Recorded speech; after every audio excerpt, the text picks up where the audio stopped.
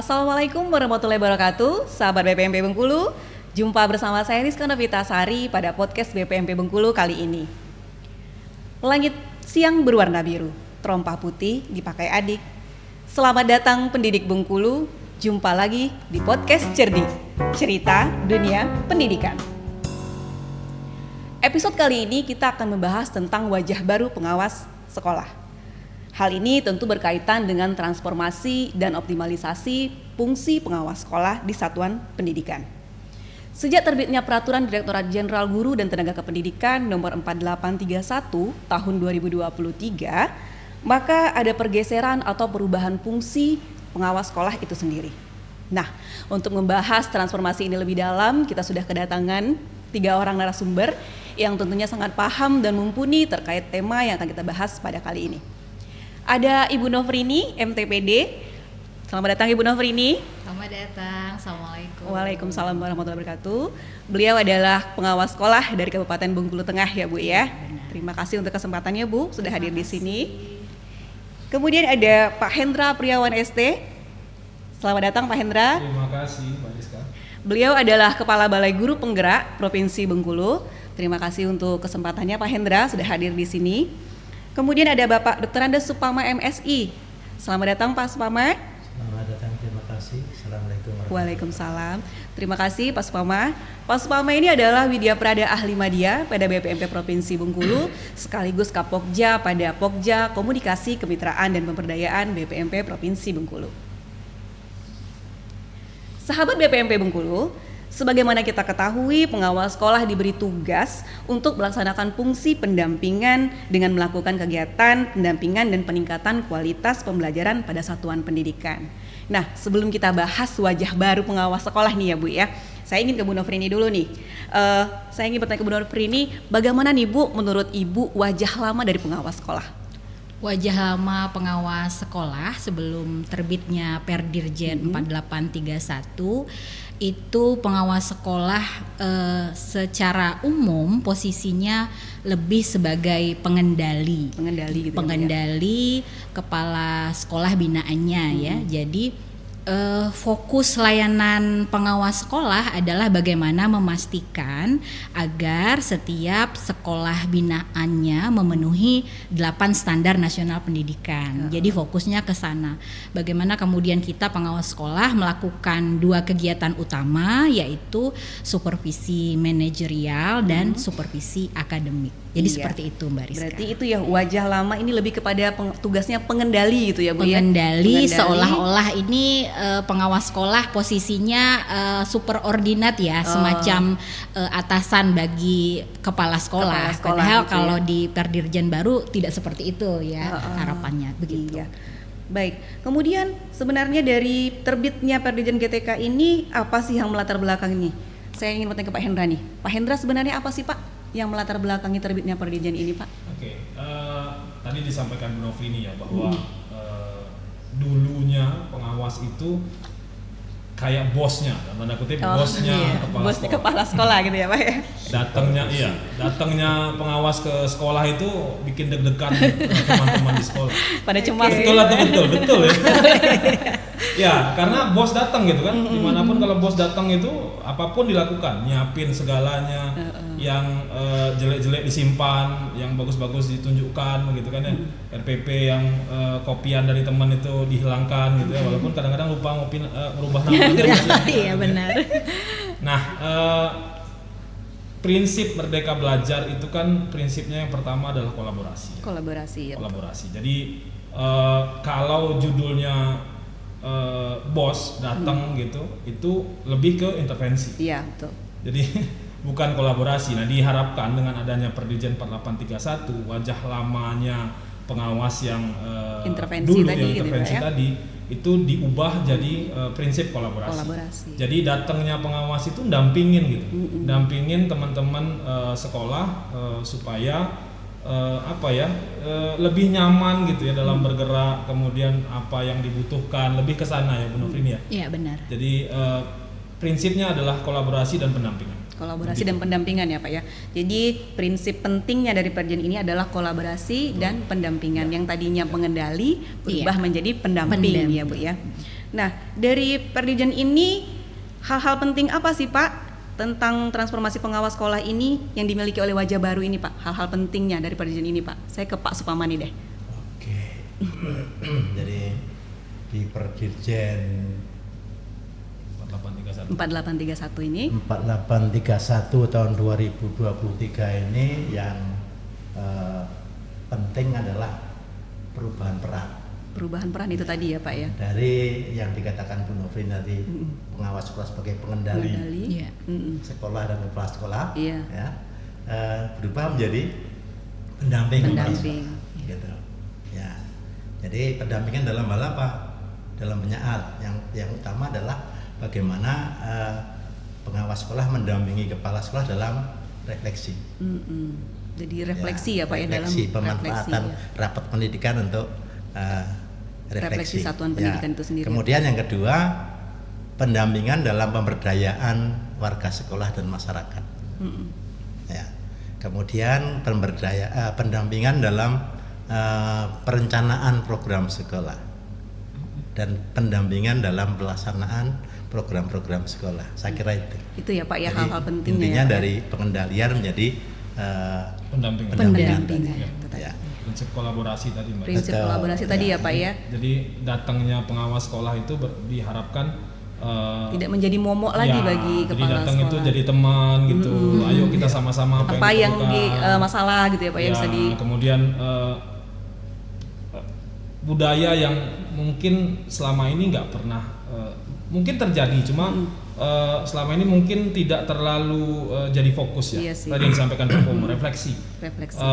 Dari apa yang sudah dikerjakan oleh teman-teman di sekolah itu jarang sekali yang direfleksikan. Artinya apa yang kurang, apa yang sudah baik, yang kurang diperbaiki, yang sudah baik dipertahankan atau mungkin ditingkatkan.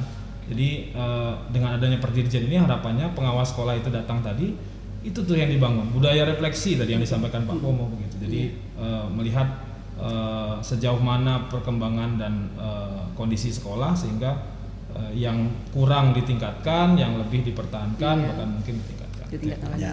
Dan Jadi fokus ada fokus apa ya, indikator keberhasilannya nanti arahnya kepada peningkatan mutu pembelajaran dengan peningkatan mutu kompetensi siswa dalam literasi, numerasi dan karakter. Jadi tidak ada lagi kebiasaan copy paste ya Pak Hendra ya.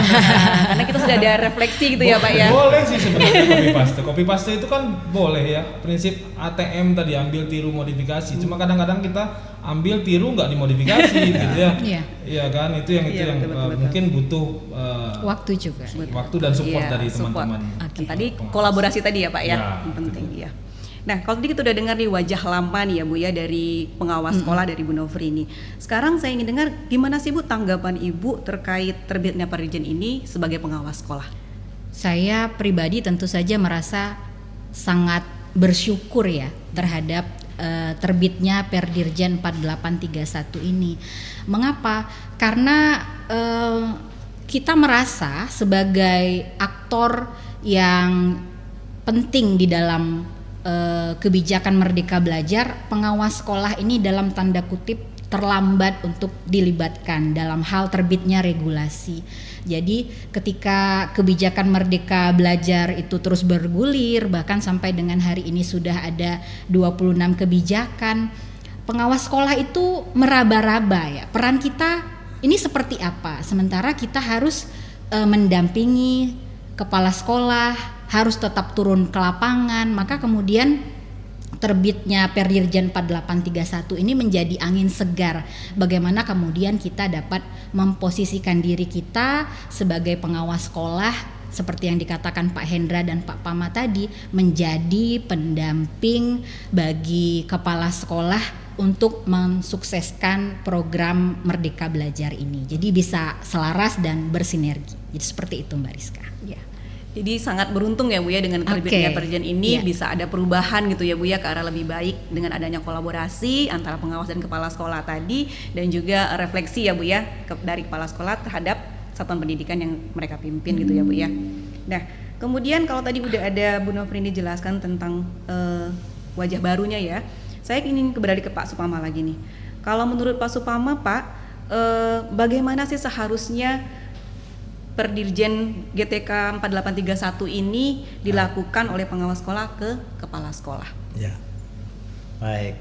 Dalam implementasi Perdirjen ini ada prinsip-prinsip yang harus dilaksanakan oleh kawan-kawan pengawas ya. Yang pertama itu berbasis dengan evaluasi. Artinya yang direncanakan dilaksanakan pengawas nanti berdasar dari hasil evaluasi terhadap rapot pendidikan sekolah. Ya. Kita ketahui bahwa mungkin setiap sekolah permasalahannya berbeda. Iya betul. Maka dalam pendampingan juga harus asimetris, sesuai kebutuhan sekolah. Mungkin sekolah satu dan sekolah lain masalahnya nggak beda sama. gitu ya, Pak ya. Diferensiasi tadi. Iya. Betul. Yang ketiga, permasalahan sekolah itu kemungkinan banyak banget. Maka kita harus melakukan pendampingan bertahap. Tidak bisa dalam satu periode gitu ya, selesai Pak ya? semua. Selesai, Ya. ya. Maka harus bertahap. Ya.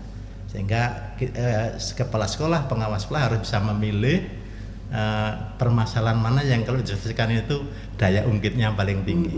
Ya. Kalau bisa biayanya paling rendah. Prinsip Efektivitas ya Pak ya. Dengan biaya sedikit mungkin, tapi bisa mengungkit satu Menghasilkan. biaya. Di samping itu pendampingan juga harus terencana dan strategis. Maksudnya adalah gini, tipe kepala sekolah kan berbeda-beda ya. Nah, itu akan menghasilkan nanti strategi pendampingannya berbeda-beda. Ada kepala sekolah yang dengan dipancing sedikit sudah jalan, ada yang harus dibimbing, Bimbing banget ada yang harus gitu. didikte mungkin gitu ya. Sehingga membutuhkan strategi yang berbeda-beda juga. Ya. Kemudian yang prinsip kolaborasi tadi juga itu diterapkan dalam pendampingan pengawas ini, bahwa dalam pendampingannya harus mengedepankan pelibatan seluruh warga sekolah, kepala sekolah, guru, tenaga pendidik dan masyarakat juga.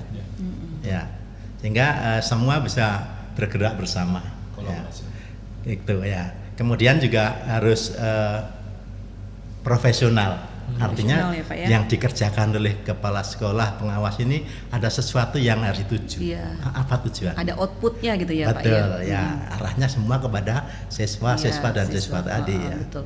Oke. Disesuaikan dengan visi misi sekolah juga. kan? Betul ya. Oke. Ya, itu tadi ya Pak ya. Harus ada treatment tersendiri ya Pak ya, antar satu sekolah dengan sekolah yang lain gitu ya Pak ya, karena masalahnya pun berbeda-beda. Masalahnya gitu ya, Pak berbeda. ya. Iya. Tipe kepala sekolahnya berbeda. Beda-beda juga. Perlu diselami juga dengan teman-teman pengawas. Artinya setiap kepala sekolah itu punya tipe kepemimpinan yang berbeda-beda. Iya, benar. Ada yang driver itu dia ngegas aja, pokoknya begitu ada loh. Jadi ketika dia merasa paling benar, dia merasa dia yang paling tahu sekolahnya seperti apa. Kalau driver nanti ketemu dengan pengawas sekolah yang juga driver, nah terus mau jadi gimana? Iya. Itu satu. Kemudian ada lagi kepala sekolah tipikal yang amiable. Pokoknya iya aja. Mau salah mau benar iya Bu. Ikut iya. maunya pengawas ini kan ya. Itu juga nggak pas juga kalau misalnya dapat ketemu yang pengawas yang juga driver ketemu amiable, akhirnya yang dipakai cuma yang dipikirkan sama pengawas. Iya. Jadi artinya teman-teman pengawas juga ya mau tidak mau harus melihat seperti apa Celah gitu ya, Pak ya. kepala sekolah yang didampingi ini seperti apa polanya, modelnya, Treatmentnya gitu ya Pak ya. treatmentnya seperti apa. Kemudian tadi saya tambahkan terkait prinsipnya tadi, salah satunya berbasis evaluasi salah satunya. Jadi dilihat seperti apa sih yang sudah dilakukan, tadi yang saya sampaikan tadi, refleksi tadi yang sudah baik dan yang kurang baik tadi, ya itu tadi prinsip evaluasi tadi yang perlu juga dikedepankan dalam proses pendampingan. Iya, gitu ya Pak ya. Jadi kalau sudah ada prinsip-prinsip ini tadi Pak Hendra, saya ke Pak Hendra lagi nih. Nah, kemudian langkah-langkah apa Pak Hendra? Langkah dalam pendampingan pengawas sekolah ini kepada sekolah binaan. Ya, kalau tadi ada prinsip gitu ya. Iya. Kemudian ada pula datang nggak juga sekedar datang dampingin aja gitu. Ada siklus pendampingan Ada yang harus siklusnya, diikuti iya, oleh betul. teman-teman pengawas ya, yang juga harus diketahui. Artinya yang pertama proses kita awali dulu dengan merencanakan. Ada proses perencanaan Perencanaan ya pendampingan. Pak ya. Teman-teman pengawas harus merencanakan dulu. Tadi yang saya sampaikan, perlu lihat dulu nih pengawas kepala sekolah yang mau saya didampingi ini tipenya seperti apa gitu kan. Ada yang A, ada yang B, ada yang C. Nah, kemudian setelah direncanakan, sudah matang perencanaan, kemudian pendampingan terhadap ya ketika kita sudah merencanakan pendampingan, tentu kita juga harus merencanakan posisi sekolah ya. Iya, betul. Perencanaan yang ada di sekolah, pendampingan terhadap perencanaan program-program di satuan pendidikan tersebut. Jadi setelah direncanakan kita dampingi ya Pak ya rencananya. Setelah kita merencanakan punya kita, kemudian kita datang ke sekolah, kita dampingi proses perencanaan dari sekolah. Kemudian pendampingan terhadap sudah direncanakan, kemudian ada programnya yang dilaksanakan. Dampingilah program tersebut gitu ya. Pendampingan programnya ya Pak ya. Yang terakhir pelaporan. Jadi runut mulai dari perencanaan yang kemudian kita dampingin sekolah dalam proses perencanaan, kemudian kita dampingi mereka dalam proses pelaksanaan program tersebut, terakhir pelaporan. Itu yang juga cukup penting. Nah, ini tadi sudah ada 4 langkah ya, ada perencanaan, terus pendampingan perencanaannya, pendampingan programnya, dan pelaporan. Nah, tentu ini Bu Nofrini sudah menjalankannya ya Bu ya, di wajah baru ini ya Bu ya, kepada sekolah-sekolah binaannya. Nah, kalau menurut Bu Nofrini sendiri, langkah-langkah awal pendampingan ini seperti apa Bu? Untuk perencanaan pendampingan ya. Perencanaan pendampingan itu kalau berdasarkan Perdirjen 4831 itu pengawas sekolah memang ada langkah-langkah khusus. Yang pertama seperti yang disampaikan Pak Hendra tadi ya, bahwa kepala sekolah itu kan berdiferensiasi juga gitu. Jadi kita melihatnya dari 2 hal Mbak Rizka. Yang pertama dari tingkat kesadaran refleksinya gitu. Jadi untuk tingkat kesadaran refleksinya itu kepala sekolah itu akan kita petakan menjadi 2 kategori.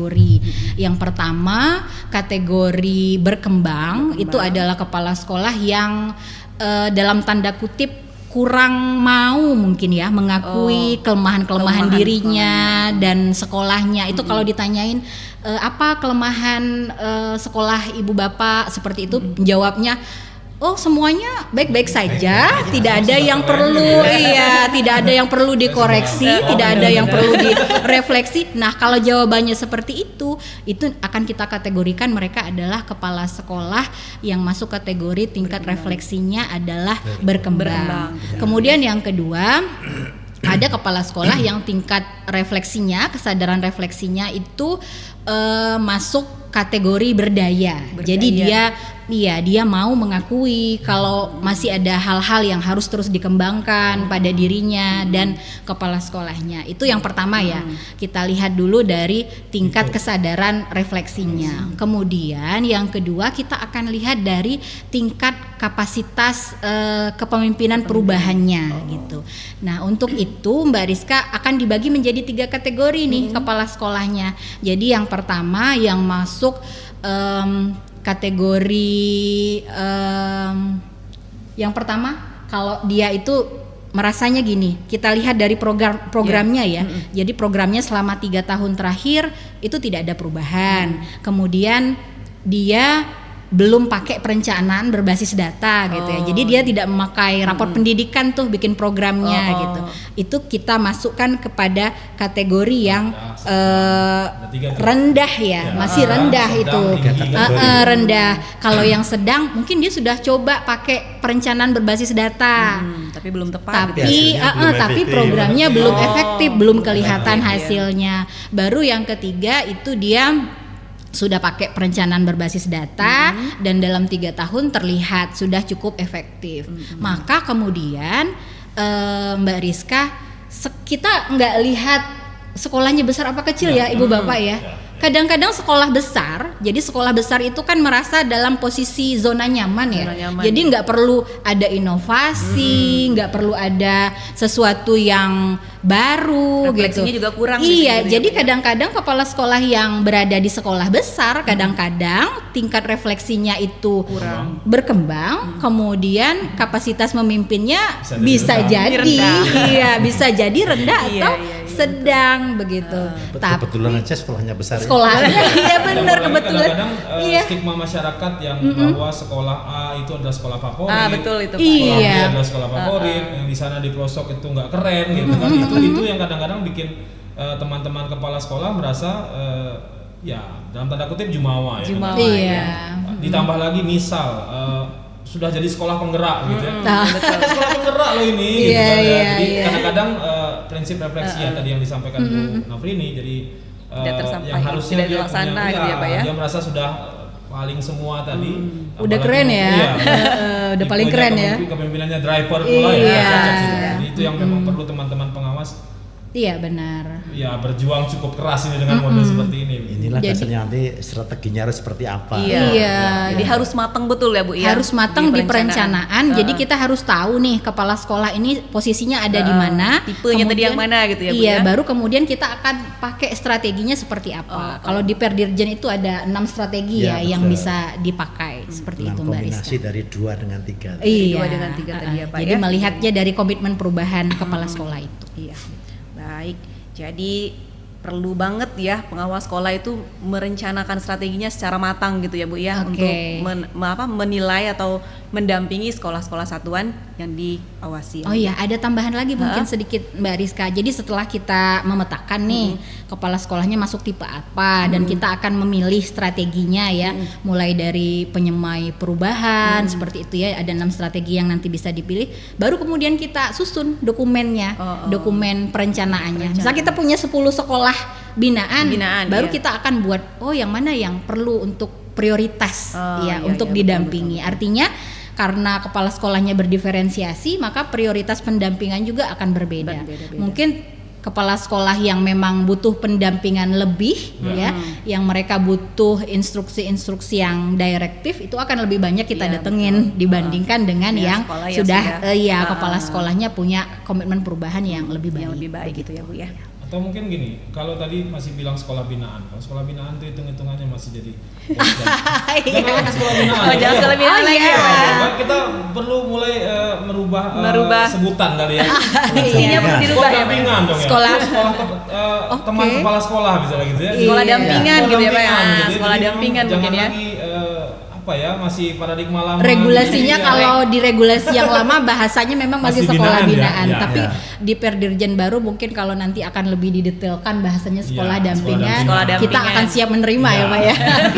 Iya. biar lebih tadi teman-teman di sekolah pun merasanya ini datang ini bukan mau judgement ini, Marah-marah, iya. tapi mau ngedampingin, mau ngebantu kita buat ngebenahin semuanya. Gitu. Oke. Mungkin diharapkan Pak Hendra tuh karena perannya sudah berubah, jadi Oh, iya. diharapkan diksinya juga berubah Iya. ya Pak, yang nggak binaan lagi tapi jadi Kita menanti ya. pendampingan. Kita Iya. menanti. Iya. Kalau tadi sudah dijelaskan nih sama Bu Novrin ini langkah-langkah awal pendampingan. Nah, saya ingin ke Pak Supama kembali nih. Pak Supama, kalau secara teknis nih Pak, implementasi pendampingan itu sendiri setelah perencanaan itu gimana Pak? Dalam implementasinya ada 2 tahapan. Yang pertama pendampingan perencanaan, yang kedua pendampingan pelaksanaan. Pelaksanaannya tadi ya Pak ya? Yang pendampingan perencanaan itu pengawas nanti mendampingi kepala sekolah dalam melakukan perencanaan berbasis data, memanfaatkan rapat pendidikan untuk identifikasi, ya, Pak, ya. refleksi dan benahi sampai nanti menghasilkan rencana kerja sekolah dan arkas. Arkasnya Iya. ya Pak ya? Implikasinya ke sana ya. Betul, Implikasinya. ya.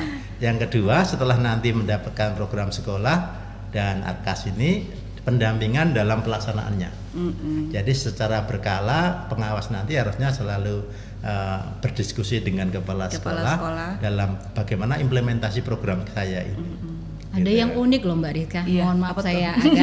saya Apa, mendengar kita kata dengar? arkas ini tadi ya. Kita Jadi gini dengar. Pak Hendra dan Pak Pama. Jadi kalau di wajah lama Iya. itu kan pengawas sekolah posisinya itu seperti pengendali begitu ya. Seperti dalam tanda kutip atasan untuk tadi. kepala sekolahnya. Tapi dalam hal pengelolaan dana BOS, dalam hal ini arkas, pengawas sekolah itu tidak dilibatkan. Nah, Iya, jadi jarang Berubah, sekali kan? dilibatkan. Iya, jadi seperti itu. Jadi fokusnya kepada standar-standar yang lain, tapi kepada pembiayaan, Tidak pengelolaan diikutkan gitu ya, dana Pak ya? BOS itu kurang terbuka. Nah, Jadi sekarang mudah-mudahan berubah. nanti harus berubah ya Pak ya. Iya. Oh, Di iya. Perdirjen ini ada nggak ditentukan itu Pak di Perdirjen ada. GTK Ya. yang baru? Justru sekarang malah pendampingan pengawas ini berdalam mulai dari perencanaan, Perencanaan. Iya. pemanfaatan rapat pendidikan untuk perencanaan berbasis data sampai ke bagaimana menyusun RKS dan atas. Betul. Itu teman-teman pengawas tuh harus hadir di setiap proses. Harus hadir. Ya, mulai dari awal, starting awal merencanakan itu mau buat apa, dilihat dulu rapat pendidikannya kurangnya di mana nih. Ininya kurang gitu ya. Dari kekurangan ini terus mau buat apa gitu buat program-programnya. Nah, itu dampingan pengawas sekolah harus standby gitu. Yang kedua, pendampingan dalam bagaimana mengimplementasikan program ini. Iya, betul. Jadi secara berkala pengawas harus ngajak diskusi kepala sekolah dalam bagaimana mengimplementasikan sampai perkembangannya seperti apa. Diakhiri dengan laporan dan refleksi ya Pak ya. Iya. Refleksi tadi. Memang setiap tahapannya harus ada pengawas sekolah. Jadi kedua-duanya, jadi sebenarnya bukan cuma pengawas sekolah yang di istilahnya digeser mindsetnya begitu ya, sesuai harus semua bergeser. Harus semua ya Pak ya, berimbas jadi ya Pak ya. Jadi jangan juga kepala sekolah berpikir wah ini tugas kepala pengawas aja. Ini pengawas ini datangin kami ini mau merecokin angkas kami. Iya betul. Itu terjadi loh, artinya merasa bahwa itu urusannya pribadi ya, privasi. Urusan dapur mereka gitu ya. Mereka ini pengawas ngapain datang gitu kan, terus mau ngerecokin kami, terus tambah lagi permintaan ini itunya ya. Tidak semua ya artinya, tapi kebanyakan sebenarnya. Enggak kebanyakan banyak banget oknum ya, tidak semua, tapi itu yang artinya kita mulai ubah pelan-pelan, diharapkan dengan adanya Perdijen 831 itu semua kita punya mindset yang sama gitu ya terhadap apa yang harus kita lakukan ke depannya. Begitu. Ya, jadi tadi kalau sudah dari Pak Supama sudah ada pendampingannya gitu ya Pak ya, implementasinya. Jadi kalau sudah sampai di perencanaan, terus pendampingan perencanaan, terus juga pendampingan pelaksanaan. Nah, terus sekarang tiba di pelaporan. Nah, saya ke Bu Nofrini lagi nih. Kalau pelaporan kinerja pengawas sekolah itu sendiri di wajah baru ini gimana Bu? Untuk siklus yang keempat ya, terkait dengan pelaporan pendampingan, tentu saja kalau pelaporan itu hampir sama seperti kita sebelumnya. Jadi kita akan memberikan laporan tertulis kepada pihak dinas yang di dalamnya ada deskripsi sekolah yang kita dampingi. Saya mau bilang sekolah binaan ini jadi agak ragu ya. Iya. Sekolah yang kepala sekolah yang kita dampingi itu. Jadi kondisi sebelum gitu ya, sebelum didampingi dan setelah, artinya ada perubahan nggak nih di komitmen perubahannya gitu ya. Kalau tadi kan misalkan kategorinya adalah tingkat kesadaran refleksinya ini masih masuk kategori berkembang nih gitu. Kemudian kapasitas memimpinnya masih masuk kategori sedang. Adakah perubahan ya selama dalam masa 1 tahun pendampingan misalkan, itu perlu dilaporkan kepada Dinas Pendidikan, dan kemudian tentu saja kita juga ada kewajiban untuk melakukan advokasi. Kadang-kadang ini yang terjadi, pengawas sekolah bikin laporan tapi kemudian laporan ini menjadi semacam dokumen yang tidak ada gunanya sama sekali gitu ya, tidak menjadi berakhirlah di meja. Iya seperti itu. Yang kadang-kadang pengawasnya juga enggan membukanya. Iya. Tidak ada tindak lanjut lain itu ya Pak ya. Dari Dinas Pendidikan, benar. Kemudian ada satu tambahan lagi nih di Perdijen 4831 Mbak Rizka. Ada juga kewajiban kita untuk menyebarluaskan ya, untuk menyebarluaskan praktek baiknya gitu. Artinya proses pendampingan ini akan kita publikasikan juga ke platform yang sudah disediakan oleh Kementerian Pendidikan. Mungkin nanti akan diunggah apakah dalam bentuk artikel atau dalam bentuk video praktek baik ke PMM atau sejenisnya seperti itu. Jadi kepala sekolah dan pengawas dari satu daerah ke daerah yang lain juga bisa saling melihat, berbagi gitu ya. Dan kedepannya mudah-mudahan akan semakin baik ini prosesnya seperti itu. Ya itu tadi ya Bu ya, menurut Bu Nofrini terkait pelaporan di wajah baru. Nah kalau sudah sampai di pelaporan, pasti kita untuk menjalankan siklus ini perlu dukungan kan Bu? Iya benar sekali. Kalau hanya kita sendiri sebagai pengawas sekolah bergerak nggak mungkin. BPMP sendiri bergerak juga nggak mungkin. BGP sendiri bergerak juga nggak mungkin. Nah sekarang saya ke Pak Hendra nih. Kalau dari Pak Hendra nih, apa nih dukungan yang dapat diberikan BGP terkait dengan adanya Perdirjen ini, Pak? Ya, munculnya Perdirjen 4831 tadi saya disentil Bu Nofri. Merdeka Belajar udah berapa episode, udah berapa regulasi gitu. Kami kok ditinggalin gitu. Kok pengawas nggak diajak-ajak ini gitu ya. Pak ya. Bahkan ini prinsip Merdeka Belajar Bu Nofri. Jadi semua program Merdeka Belajar itu prinsipnya adalah merdeka. Artinya tidak ada paksaan di sana. Kalau saya sering berbicara itu tidak ada penjajahan di sana, karena judulnya merdeka ya, tidak ada penjajahan, tidak ada paksaan, sehingga kita waktu itu ya kita berharap gitu ya, sampai sekarang pun masih berharap bahwa ketika judulnya merdeka muncullah keinginan dari masing-masing kita secara pribadi gitu ya, ketika kita perlu dengan ini, silakan ambil itu, silakan cari materi itu, silakan kejar materi itu. Walaupun memang secara regulasi kita masih belum rampung waktu itu ya. Tapi teman-teman pengawas bukan berarti tidak punya peran dalam Merdeka Belajar ini gitu ya. Bahkan kita berharap peran pengawas ini bahkan bisa betul-betul bisa mendampingi sekolah, artinya bukan cuma sekedar kami belum dapat aturan apa-apa nih, artinya kami di luar aja dong, nggak lihat, cuma lihat aja, nggak itu prinsip merdeka tadi bahwa yang dirasa perlu dan butuh silakan ambil itu. Semua program Kemdikbudristek saat ini kan tidak ada paksaan, artinya teman-teman pengawas bisa berperan dalam apapun gitu ya. Semua program Merdeka Belajar mulai dari perencanaan berbasis data, kemudian ada sekolah penggerak, kemudian guru penggerak dan sebagainya. Teman-teman yang diam di luar itu memang merasanya ditinggalkan, tapi teman-teman yang seperti Bu Novi ini mungkin udah kehabisan waktu, nggak kapan lagi nih tanggal merahnya gitu, semua jadi hilang karena ikut aktif tune in dalam proses menjadi aktor utama dalam transformasi pembelajaran ini. Nah, kemarin kami di Balai Guru Penggerak juga sudah mulai melakukan penguatan ya. Kita undang seluruh pengawas sekolah yang belum mendapatkan penguatan. Kita berikan nama penguatan karena berharap bahwa mereka sejatinya sudah memiliki informasi terkait Merdeka Belajar. Sehingga kita buat judulnya kemarin penguatan implementasi kurikulum Merdeka. Jadi cukup dikuatkan. Mereka sudah tahu, cukup dikuatkan. Itu kemarin kita mengundang semua pengawas sekolah yang terdata di SIMPKB, kemudian untuk kita berikan penguatan terkait implementasi kurikulum Merdeka. Itu sudah kita lakukan kemarin. Nah, terkait Perdirjen 4831 kita juga tidak tinggal diam, artinya kemarin berharap kita bisa undang lagi semua pengawas sekolah gitu ya. Ayolah kita undang semua, kita berikan materi terkait Perdirjen 4831 biar setelah itu teman-teman pengawas punya visi misi yang sama, punya kekuatan yang sama. Tapi balik lagi prinsipnya adalah kolaborasi.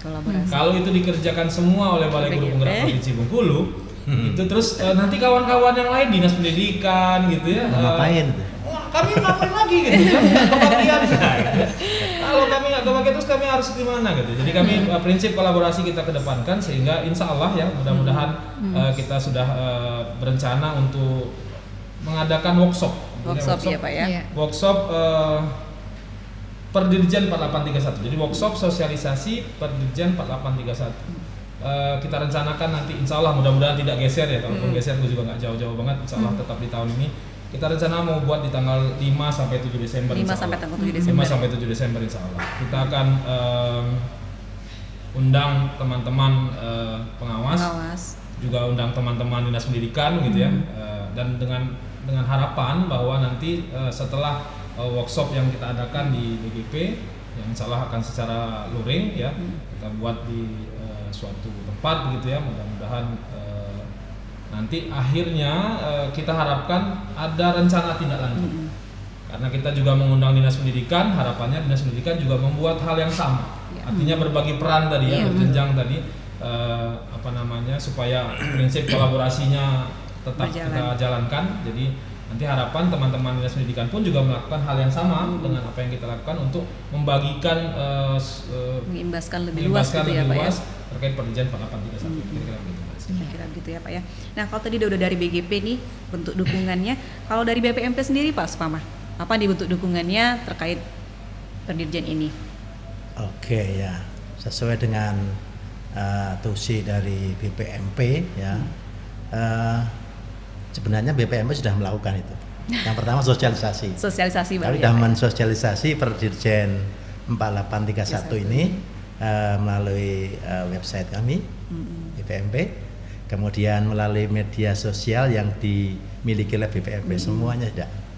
Nah, ya, di samping itu rencananya nanti akan ada webinar terkait dengan sosialisasi per Dirjen 4831 ini ya. Terus di dalam kegiatan-kegiatan BPMP juga nanti akan kita sisipkan advokasinya pada pemerintah daerah, pada dinas, dan mungkin Pak Hendra ada yang lupa bahwa pengawas kita ini pengawasnya ada yang di Kemenak loh. Oh iya, Nah, itu nggak boleh cuma yang kita di Kemdikbud ya, Pak, ya? ajukan. Iya, benar. Banyak pengawas di Kemenak betul. gitu. Makanya Sehingga ini tadi mudah-mudahan nanti kita siapkan slot cukup lumayan. Iya. Ada 100 orang insya Allah yang 100 kita orang. undang, ya. Akan Ya. ada 100 orang yang akan kita undang di kegiatan Perdirjen sosialisasi Perdirjen itu. baik ya itu. Ya. Mungkin kita bisa undang Kemenak juga. Iya, Ya. iya, iya. Nah, Oke. itu tadi ya Bu Novrini, Iya. bentuk dukungan dari BGP dan dari Alhamdulillah. BPMP, mudah-mudahan ke depan bisa terrealisasi dan bisa Oke. menyamakan persepsi Benar. antara UPT dan para pengawas sekolah. Ya. Oke. Ya. Nah, kalau dari harapan Bu Novrini sendiri nih sebagai pengawas sekolah, apa sih harapan Ibu terhadap pemberlakuan Perdirjen ini, Bu? Baik, kalau harapan saya terkait dengan Perdirjen tadi, terima kasih Pak Hendra dari BGP Provinsi Bengkulu dan juga Pak Pama ya, bentuk dukungan kepada pengawas sekolah dalam hal sosialisasi Perdirjen 4831. Tentu saja kami nih sebagai pengawas sekolah harus segera beradaptasi dengan Perdirjen yang baru agar kemudian bagaimana kami dapat menselaraskan gerak ya dalam sebuah mimpi besar kita nih di kebijakan Merdeka Belajar, sehingga nanti pengawas sekolah benar-benar dapat menjalankan perannya sebagai elemen penting yang berkontribusi aktif bagaimana mendampingi kepala sekolah menciptakan ekosistem pendidikan yang di sana terjadi pendidikan yang berpusat kepada murid, dan semakin hari kita akan semakin meningkatkan kualitas pendidikan yang berpusat kepada murid-murid dan murid. Baik. Ya, Bu Novrini, itu tadi harapan dari Ibu Iya. sebagai pengawas sekolah ya, Bu ya. Semoga nanti ke depan bisa saling berkolaborasi untuk Iya. menjadikan membentuk peserta didik yang lebih baik lagi Iya. Bu ya. Nah, kalau dari Pak Supama sendiri nih, Pak. Oke. Sebagai closing statement juga nih ya, Pak ya, harapan Bapak dengan terbitnya Perdirjen ini apa nih? Ya. Jadi untuk transformasi pengawas menjadi pendamping ini perlu kontribusi semua pihak. Iya, Ya, yang pertama yang wajib yaitu ya pemerintah daerah atau dinas atau Kemenak, ya. Itu harus berkontribusi yang sangat besar itu. Yang kedua kami BPMP, BGP juga pasti akan Saling berkolaborasi. Tidak tinggal diam. nggak tinggal diam. Iya. Kami bertanggung jawab untuk Ya. implementasi ini ya, untuk transformasi ini ya. Kemudian kawan-kawan pengawas juga benar. ya, diharapkan juga siap dengan peran barunya ya sebagai pendamping kepala sekolah ini. Jadi nggak akan ada lagi pengawas yang bilang saya ngapain dengan Merdeka Belajar ini. Iya betul. Iya. Tidak Ya. ada lagi statement itu ya, Pak ya, Ya, di ini kami pengawas nggak sekolah. diikutkan lagi nih. Iya. Kami disia-sia ini. Kemudian kepala sekolah sendiri juga tadi dikatakan Bu Novrini kalau pengawas itu nggak pernah menyentuh area dapur tadi ya, sensitif Pak ya. sensitif ya. Iya, oke. Harapannya nanti sama-sama menyadari bahwa itu perlu kontribusi kita bersama, perlu kolaborasi semua, sehingga transformasi pengawas sekolah menjadi pendamping yang nanti akan akibatnya atau dampaknya kepada peningkatan mutu pendidikan dan implementasi Merdeka Belajar sendiri. tadi Ya, oke. Saya kira itu. Itu ya, Pak ya. Nah, kalau dari Pak Hendra sendiri nih, dari Jadi, sekaligus closing statement ya Pak Hendra ya. Merdeka Belajar dimulai dan kita lihat bahwa semua lini ini kita coba untuk perbaiki. Mulai dari hulu sampai hilirnya gitu ya. mulai dari perencanaan berbasis data. Perencanaan berbasis data didasarkan dari raport pendidikan. Raport pendidikan dimulai dengan asesmen sekolah. Artinya mulai dari awal kita lihat bukan cuma murid kan yang mengisi asesmen ya, juga lingkungan sekitar ya. Artinya semua dimulai dari perencanaan yang matang. Perencanaan dimulai dari data yang pasti. Artinya diharapkan dengan data yang pasti, kemudian direncanakan dengan baik, didampingi oleh orang-orang hebat, teman-teman pengawas kita, mulai dari merencanakannya, kemudian melaksanakan programnya, kemudian diakhiri dengan pelaporannya. Semua pihak diharapkan punya visi yang sama. Kemudian kita mulai dari pemimpin-pemimpin pembelajaran yang memang benar-benar disiapkan. Kita siapkan, kita cetak guru-guru penggerak yang memang diharapkan bukan cuma sekedar jadi pemimpin pembelajaran di kelas saja, tapi harapannya bisa memimpin lebih luas lagi. Yang diberikan materi-materi penguatan yang luar biasa. 6 bulan mereka digembleng jadi dari calon guru penggerak jadi guru penggerak, diharapkan betul-betul mampu memberi kontribusi yang baik. Artinya punya mindset yang sama, bahwa nanti ketika pengawas pendamping ini datang, ini bukan mau ngerecokin, tapi ini hayu mau sama-sama berkolaborasi, mau beresin yang kurang, mau benahin yang salah, mau menuju yang lebih baik. Gitu kan ya. Sehingga tadi pengawasnya sudah kita berikan senjata dengan Perjanjian 4831, kepala sekolahnya kita siapkan kepala sekolah yang memang punya mindset ke depan lebih baik begitu ya. Kemudian ada sekolah-sekolah yang sudah didampingi oleh para fasilitator, sekolah-sekolah penggerak yang diharapkan ketika didampingi selama 3 tahun mampu mengimbaskan kepada teman-teman di sekeliling sekolahnya, kemudian sehingga tidak cuma sekolah penggerak ini saja yang baik, sehingga semua sekolah di sekelilingnya pun jadi baik, kira-kira begitu. Jadi dari hulu sampai hilir kita siapkan, dan semua yang kita kerjakan ini, semua yang kita lakukan ini semata-mata tidak lain dan tidak bukan supaya Indonesia 30 tahun lagi, 20 tahun lagi masih tetap tegak berdiri di kakinya sendiri. Masih bisa menepuk dadanya, ini Indonesia gitu. Ini kami loh Indonesia. Kita berikan yang terbaik buat siswa-siswa kita yang ada di sekolah, karena mereka lah yang nanti akan melanjutkan perjuangan kita ke depan gitu ya. Kalau untuk kita rasanya sudah cukup lah. Kita sudah sampai di sini gitu ya. Tapi yang lebih penting adalah Indonesia yang jauh lebih baik ke depannya. Saya pikir itu Mbak Rizka yang pasti tadi Pak Komo sampaikan, kita akan bergandengan tangan sama-sama, berjabatan erat, mari kita kuatkan pendidikan yang ada terkhusus di provinsi kita, di Provinsi Bengkulu. Saya pikir itu. Baik, itu tadi sudah kita dengar sahabat BPMB Bengkulu, statement-statement dari para narasumber kita, dan sahabat BPMB Bengkulu sudah kita dengarkan tadi closing statement, kemudian juga harapan-harapan dari para narasumber terkait Perdijen GTK nomor 4831 tahun 2023 ini. Nah, dari obrolan singkat ini tadi yang dapat saya tarik adalah bahwa peran pengawas yang awalnya merupakan pengendali berubah menjadi pendamping, begitu ya Bapak Ibu ya, pendamping. Nah, dan ini juga diikutkan dengan adanya prinsip-prinsip dan langkah-langkah tentunya untuk mencapai tujuan atau output yang diharapkan, yaitu adalah dengan peningkatan kualitas pembelajaran itu sendiri, baik itu literasi, numerasi, dan karakter peserta didik pastinya. Nah, pada satuan pendidikan itu juga diharapkan terbitnya Merdeka Belajar itu tadi ya Pak Hendra ya. Iya. Nah, baik sahabat pendidikan Bengkulu, pisau diasah untuk bertani, bawa ke ladang naik pedati. Selesai sudah podcast kali ini, semoga bisa memberi arti. Saya Rizka beserta tim dan para narasumber pamit undur diri, sampai jumpa lagi di podcast selanjutnya. Wassalamualaikum warahmatullahi wabarakatuh. Podcast kita, podcast cerdik, cerita dunia pendidikan.